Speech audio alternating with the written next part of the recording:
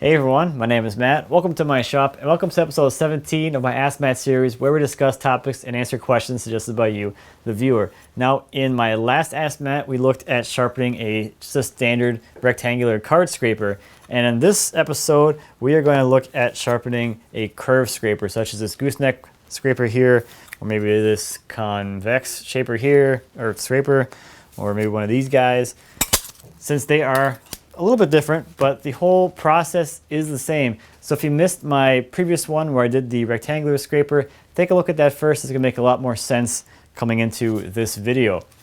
So to get started, I'm gonna work primarily with the gooseneck scraper since this is gonna be the most common scraper, but this technique and these methods will work for any of the curved scrapers. So let's get to sharpening. So easily the most daunting thing if you first take a look at a gooseneck scraper is that's a lot of surface area and curves to sharpen, and it seems really intimidating the first time you look at it. Well, here's the thing with this though. You don't actually sharpen all of this all at once because that would be a little ridiculous. What you do with these is just sharpen the section of the curve that you're actually going to use. So for instance, I have this gooseneck molding here. I did a video about how to make moldings like this a while ago. I'll leave a link to that video as well. If I was going to be trying to clean up this big cove here with this gooseneck scraper, all I would be doing is looking for a place on the scraper that would be, would fit the curve pretty well, and that's the area that I'm going to work. So just to make this really easy to see, I'm just going to mark this scraper with the Sharpie so you can see the area that we're actually going to sharpen. Just that little segment right there. So the first step is going to be the same as the flat scraper, and that's going to be to clean up this edge, and I'll do that with a file. And again, I'm just going to work the areas that I indicated here between the red lines. And with the file, I'm just going to kind of ride it over the curve. Actually, I might raise this up a little bit to make it easier. Just sort of ride it over the curve. So here we go.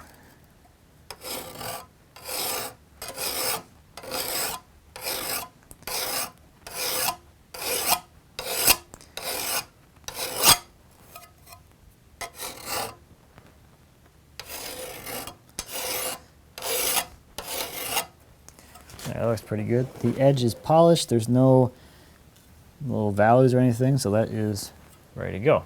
All right, so now we're on to polishing this edge, just like with the standard scraper. And to do that, I'm just going to rest the scraper on edge, and as I pull it back, I'm just going to roll it along the stone so I can get a polish on the entire edge.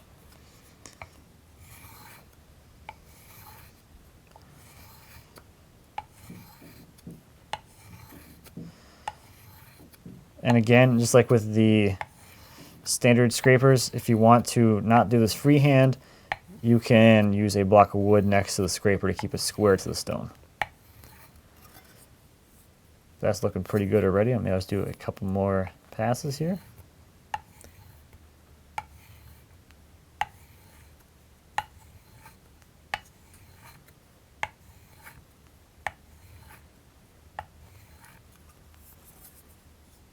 All right, now I'll work the faces of the scraper.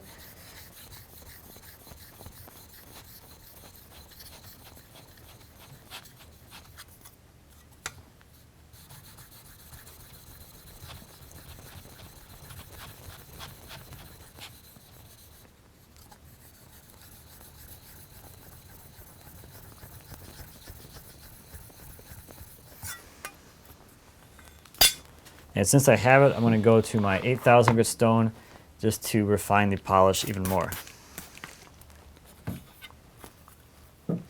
Same process again. I'll start on the edges, just rolling it through. That's looking really good. And now I'll polish the faces again.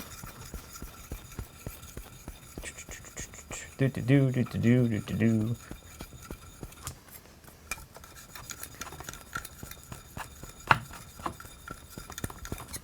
All right, now this is ready for burnishing.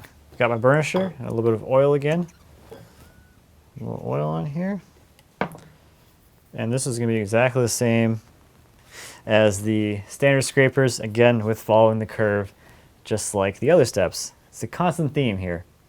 So I'm just going to follow the curve of the scraper with the burnisher, keeping it nice and square for the first few passes, light pressure, And then for the next passes to actually form the hook, I'll tip the burnisher in either direction to actually form that hook. So here we go.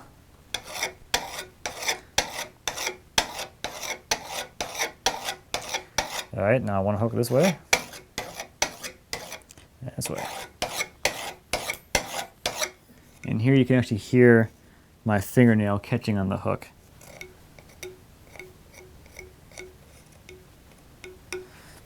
So this should be ready to go. Let's try it out.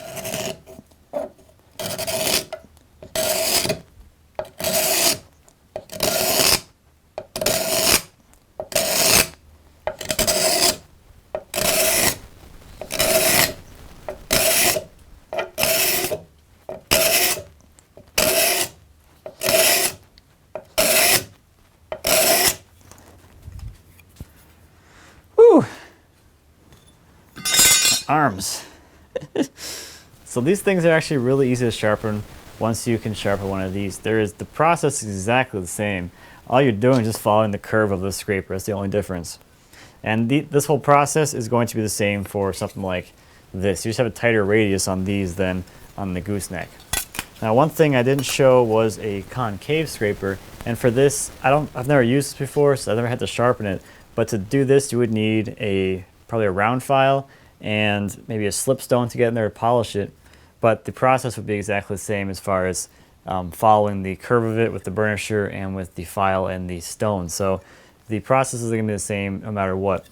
That's the kind of thing I like about these scrapers is once you figure out the process that works for you, you can sharpen anything, whatever profile you want, which is awesome. It makes these tools even more valuable because they're so flexible. So that about does it for this one. Thank you as always for watching. If you have a topic suggestion for a future Ask Matt, please feel free to send those to me. I always appreciate those. If you have any questions about the scraper sharpening or anything here in my shop, please feel free to leave me a comment. As always, I'd be happy to answer any questions you might have. And until next time, happy woodworking.